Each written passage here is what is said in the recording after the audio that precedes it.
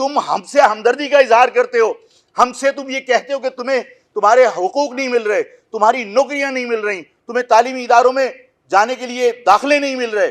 سوال یہ پیدا ہوتا ہے کہ اگر وفاق ہم سے سنسیئر ہوتا, اگر وفاق کو ہم سے ہمدردی ہوتی, اگر وفاق ہم سے محبت کرتا تو وفاق ہمیں پورا گن لیتا. اگر ہمیں وفاق پورا گن لیتا تو ہمیں صدق کے وڈیروں سے مانگنے کی ضرورت نہیں پڑتی, اس لیے کہ اکثریت کی بنیاد پر اس صوبے پہ صرف ہماری حکومت ہوتی. وفاق تمہیں KPT میں نوکری کیوں نہیں دیتا؟ وفاق تمہیں PIA میں نوکری کیوں نہیں دیتا؟ وفاق تمہیں اسٹیل مل کے علاوہ پاکستان کے وفاق کی جو ادارے FIA میں نوکری کیوں نہیں دیتا؟ وفاق تمہیں اپنے اداروں میں تو نوکری دے سکتا ہے اگر سندھ تمہارے ساتھ ظلم کر رہا ہے. وفاق صرف تمہیں استعمال کرنا چاہتا ہے.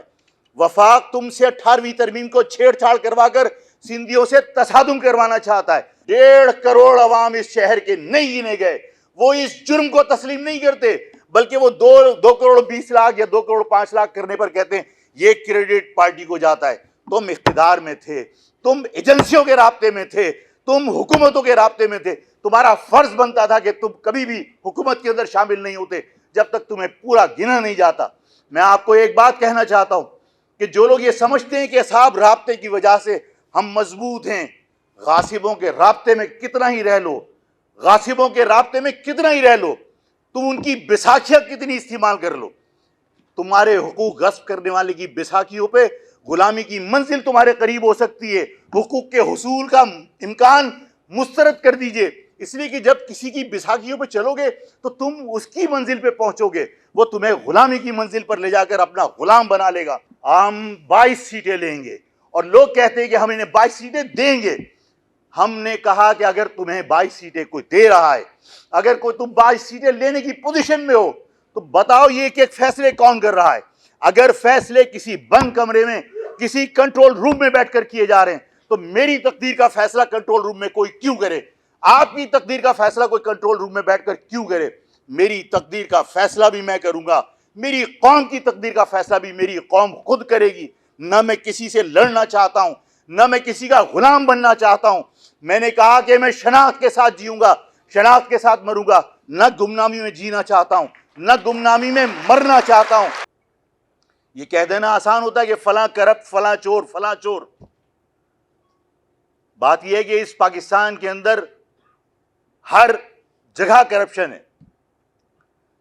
کوئی ادارہ ایسا نہیں ہے جو کرپشن سے محفوظ ہو. لیکن اس کرپشن کے خلاف چاہے وہ پولیٹیشنز ہوں, چاہے وہ ادارے ہوں, چاہے وہ جوڈیشری ہو, احتساب کرے گا کون؟ کیا ایک کرپٹ کسی دوسرے کرپٹ کا احتساب کر سکتا ہے؟ اگر کوئی احتساب کرے گا تو وہ عوام احتساب کر سکتے ہیں جو ٹیکس دیتے ہیں, جس کے ٹیکس سے تمام اداروں کی تنخواہیں جاتی ہیں, تمام پاکستان کا دفاعی نظام چلتا ہے.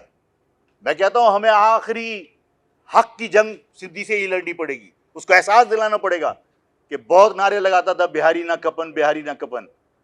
اب بتاؤ کہ یہاں پر اس شہر کے اندر افغانیوں کو بسا کے تم نے کون سی عقل مندی کی؟ آخری لڑائی سندھی سے لڑنی پڑے گی. لیکن مجھے بتائیے کہ آج میں کسی اور کی لڑائی کیوں لڑوں؟ میں نے لوگوں سے کہا کہ آج کس کو اس بات کا شدت سے احساس ہے کہ کراچی کے تھانوں میں اب میاں والی کا بندہ نہیں ہے؟ آج کس کو شدت سے احساس ہے کہ سیائی سینٹر اب چودھریوں کے ہاتھ میں نہیں ہے؟ اس بات کا احساس کس کو ہے؟ جو پہلے تھانے میں تھا میاں والی کے لوگ تھے, چودھریز تھے. ہم تو پہلے بھی چند تھے, آج بھی چند ہیں. پہلے بھی 2-4 تھے. عرفان بہادر کے والد تھے بہادر علی خان, تو آج عرفان بہادر بیٹھے ہیں, آج عمر بیٹھے ہوئے ہیں. 2-4-5 آج بھی بیٹھے ہوئے ہیں. پہلے بھی تھانے کسی اور کے پاس تھے, آج بھی تھانے کسی اور کے پاس ہیں.